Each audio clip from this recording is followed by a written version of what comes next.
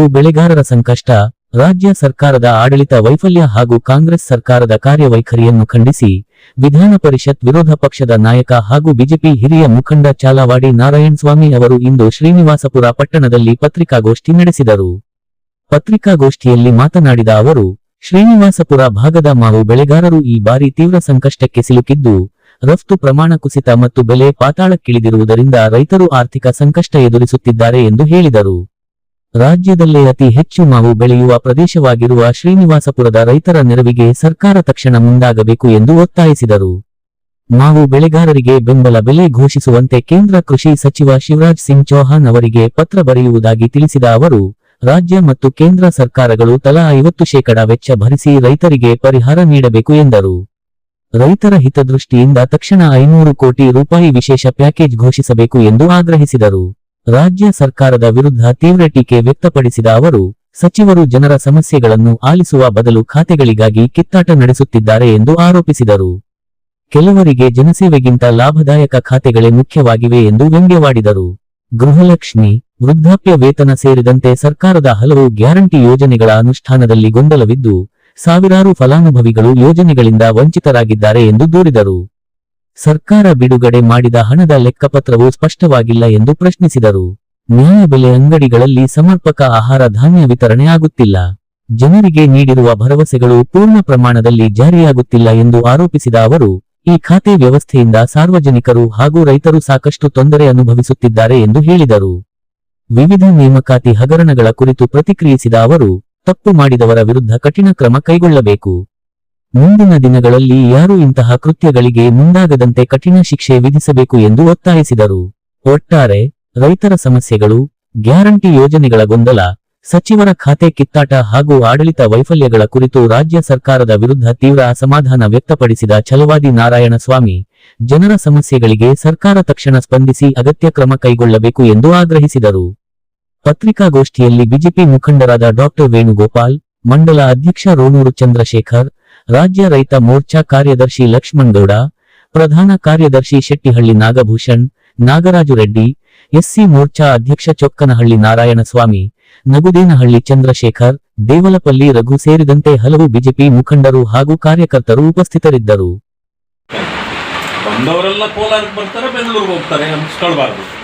ಯಾಕೆ ಅಂತಂದರೆ ಶ್ರೀನಿವಾಸಪುರ ನಮ್ಮದೇ ಅಲ್ವಾ, ಇಲ್ಲಿಯೂ ಜನರ ಸಮಸ್ಯೆ ಏನಿದೆ ಅಂತ ತಿಳ್ಕೊಳ್ಬೇಕು. ನಮ್ಮ ಕಾರ್ಯಕರ್ತರನ್ನು ಭೇಟಿ ಆಗಬೇಕು, ಮುಖಂಡರನ್ನ ಭೇಟಿ ಆಗಬೇಕು, ಸಮಸ್ಯೆಗಳನ್ನು ಅರ್ಥಕೊಳ್ಬೇಕು ಅಂತೇಳಿ ನಾನು ಇಲ್ಲಿ ಬಂದೆ. ಈಗ ಇದಕ್ಕೂ ಹೋಗಿದ್ದೆ, ಮುಳಬಾಗಿಲು ಬಂದಿದ್ದೇನೆ. ಇಲ್ಲಿ ಬಂದಾಗ ನನ್ನ ಗಮನಕ್ಕೆ ಬಂದಿದ್ದು ನನಗೆ ಮೊದಲೇ ಇತ್ತು. ಕಳೆದ ವರ್ಷದಲ್ಲೂ ಇಂಥ ಒಂದು ಸಮಸ್ಯೆ ಬಂದಾಗ ಮಾವು ಬೆಳೆಗಾರರು ತುಂಬ ತೊಂದರೆಗೆ ಬಂದಿದ್ದರು. ಅದಾದ ನಂತರ ಈ ಫಾರೆಸ್ಟ್ ಡಿಪಾರ್ಟ್ಮೆಂಟ್ನವರು ಈ ರೈತರನ್ನ ಒಕ್ಕಲೆಬ್ಬಿಸಿ ಅವರ ಜಮೀನುಗಳನ್ನು ಕಸ್ಕೊಂಡಿದ್ದು ವಿಚಾರದಲ್ಲಿ ಆಗಲೂ ಕೂಡ ನಾನು ಬಂದಿದ್ದೆ. ಕಳೆದ ಬಾರಿ ಮಾವಿಗೆ ಅತಿ ಕಡಿಮೆ ಬೆಲೆ ಬಂದಾಗ ಇದೇ ಸಮಸ್ಯೆಗಳನ್ನು ನಾವು ಕೇಂದ್ರ ಸರ್ಕಾರದ ಗಮನ ಸೆಳೆದಿದ್ವಿ, ಪರಿಹಾರಗಳನ್ನು ಕೊಡಬೇಕು ಅಂತೇಳಿ ಹೇಳಿದ್ವಿ. ಆಗಿನ ಸಂದರ್ಭಕ್ಕೂ ಈಗಿನ ಸಂದರ್ಭಕ್ಕೂ ಭಾಳ ವ್ಯತ್ಯಾಸ ಇದೆ. ಇದೇನಾದರೂ ಇಲ್ಲಿ ಎಕ್ಸ್ಪೋರ್ಟ್ ಆಗ್ತಿದ್ದಿದ್ರೆ, ರಫ್ತು ಮಾಡಲಿಕ್ಕೆ ಅವಕಾಶ ಇದ್ದಿದ್ರೆ ಬಹುಶಃ ಇಷ್ಟೊಂದು ಸಂಕಷ್ಟಕ್ಕೆ ರೈತರು ಬರ್ತಿರಲಿಲ್ಲ. ಇವತ್ತು ರಫ್ತು ನಿಂತು ಹೋಗಿದೆ, ಕಾರಣಗಳೇನೇ ಇರಲಿ, ಬೇರೆ ಬೇರೆ ಇರಲಿ, ಅದರಿಂದಾಗಿ ಇಲ್ಲಿನ ರೈತರು ಕಂಗಾಲಾಗಿದ್ದಾರೆ.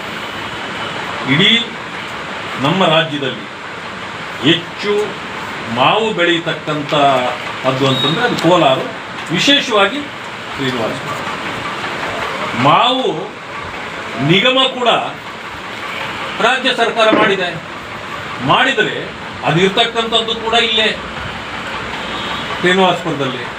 ಆದರೆ ಅದಕ್ಕೆ ಹೆಚ್ಚಿನ ಒತ್ತು ಕೊಡ್ತಕ್ಕಂಥದ್ದು, ಮಹತ್ವ ಬರ್ತಕ್ಕಂಥದ್ದು, ರೈತರಿಗೆ ಬೆಳೆಗೆ ಬೆಲೆ ಬರಲಿಕ್ಕೆ ಏನು ಮಾಡಬೇಕು ಅನ್ನೋದು ರಾಜ್ಯ ಸರ್ಕಾರನೂ ಮಾಡಬೇಕು. ಬರೀ ಕೇಂದ್ರದ ಮೇಲೆ ಹಾಕಿ ಕುತ್ಕೊಳ್ಳೋಕ್ಕಾಗೋದಿಲ್ಲ. ರಾಜ್ಯ ಸರ್ಕಾರದ ಪಾಲು ಇದೆಯಲ್ಲ, ಆದರೆ ರಾಜ್ಯ ಸರ್ಕಾರ ಇದುವರೆಗೂ ಕೂಡ ಅದರ ಬಗ್ಗೆ ಚಿಂತೆ ಮಾಡದೇ ಇರತಕ್ಕಂಥದ್ದು ಇದು ಖಂಡನೀಯ. ಹೇಳಬೇಕು ರಾಜ್ಯ ಸರ್ಕಾರ, ರೈತರಿಗೆ ಇಷ್ಟು ಅನ್ಯಾಯ ಆಗಿದೆ, ಅವರ ಬೆಳೆಗಳು ಇವತ್ತು ಇಷ್ಟು ಒಂದೊಂದು ಎಕರೆಗೆ ಇಷ್ಟು ಬಂದಿದ್ದರೆ ಅವರಿಗೆ ಲಾಭ ಆಗ್ತಿತ್ತು. ಅದರಿಂದ ಇಷ್ಟೇ ಬಂದಿದ್ದರಿಂದ ಅವರಿಗೆ ಸಂಪೂರ್ಣ ಅನ್ಯಾಯ ಆಗಿದೆ. ನಾವು ರಾಜ್ಯ ಸರ್ಕಾರದಿಂದ ಇಷ್ಟೊಂದು ಅವರಿಗೆ ನಾವು ತುಂಬಿಕೊಡ್ತೇವೆ, ಕೇಂದ್ರ ಸರ್ಕಾರವು ಒಂದಷ್ಟು ಪಾಲು ಕೊಡಲಿ, ಈ ರೀತಿ ಮಾಡಬೇಕಲ್ಲ. ರಾಜ್ಯ ಸರ್ಕಾರ ಇದುವರೆಗೂ ಮಾತಾಡ್ತಾ ಇಲ್ಲ. ಆದ್ದರಿಂದಲೇ ನಾನು ಇಲ್ಲಿ ಬಂದು ಇದನ್ನು ತಿಳ್ಕೊಳ್ಬೇಕು. ಅದಾದ ಮೇಲೆ ನಾಳೆನೇ ನಾಳೆನೇ ನಾನು ಕೇಂದ್ರಕ್ಕೆ ಶಿವರಾಜ್ ಸಿಂಗ್ ಅವರಿಗೆ ನಾನು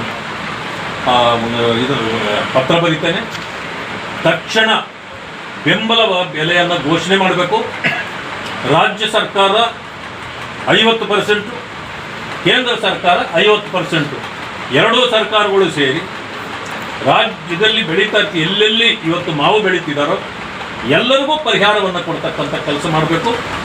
ತಕ್ಷಣ ಒಂದು 500 ಕೋಟಿ ಬಿಡುಗಡೆ ಮಾಡಬೇಕು, ರೈತರಿಗೆ ಕೊಡಬೇಕು ಅಂತೇಳಿ ನಾನು ತಮ್ಮ ಮೂಲಕ ನಾನು ಈ ರಾಜ್ಯ ಸರ್ಕಾರವನ್ನು ಒತ್ತಾಯ ಮಾಡ್ತೇನೆ. ಕೇಂದ್ರ ಸರ್ಕಾರ ಏನಾದರೂ ತಡ ಮಾಡಿದ್ರೆ, ಯಾಕಂತಂದರೆ report should go from state government. Report ಕೊಡದೇ ಇದ್ದರೆ ಅವ್ರು ಹೆಂಗೆ ನಿಮಗೆ ರೈತರಿಗೆ ಹಣ ಕೊಡಲಿಕ್ಕಾಗುತ್ತೆ? ಆ ಕಾರಣದಿಂದ ತಕ್ಷಣ ಒಂದು ಸಮಿತಿ ಮಾಡಿ ರಾಜ್ಯ ಸರ್ಕಾರ ಎಲ್ಲೆಲ್ಲಿ ಯಾರ್ಯಾರಿಗೆ ಈ ರೀತಿ ಅನ್ಯಾಯ ಆಗಿದೆ, ಎಷ್ಟು ಅವರಿಗೆ ಹಣ ಕೊಡಬಹುದು ಅನ್ನೋದನ್ನು ಪಟ್ಟಿ ಮಾಡಿ ಕೇಂದ್ರಕ್ಕೆ ಕಳಿಸಿ, ಮೊದಲು ಆಗಿರ್ತಕ್ಕಂಥ ಅವರ ನಷ್ಟಕ್ಕೆ ಇಲ್ಲಿ ಮೊದಲು ರಾಜ್ಯ ಸರ್ಕಾರ ಹಣ ತುಂಬಿ ಕೊಟ್ಬಿಡ್ಬೇಕು. ಕೊಟ್ಟು ಇಷ್ಟು ನಾವು ಕೊಟ್ಟಿದ್ದೇವೆ, ನೀವು 50% ತುಂಬಿಕೊಡಿ ಅಂತೇಳಿ ಅಲ್ಲಿಂದಲೂ ಕೂಡ ತಗೋಬೇಕು. ಅಲ್ಲಿವರೆಗೆ ಇವ್ರಿಗಾಗಿರೋ ನಷ್ಟವನ್ನು ರಾಜ್ಯ ಸರ್ಕಾರವೇ ತುಂಬಿಕೊಡಬೇಕು ಅಂತೇಳಿ ತಮ್ಮ ಮೂಲಕ ನಾನು ರಾಜ್ಯ ಸರ್ಕಾರವನ್ನು ಒತ್ತಾಯ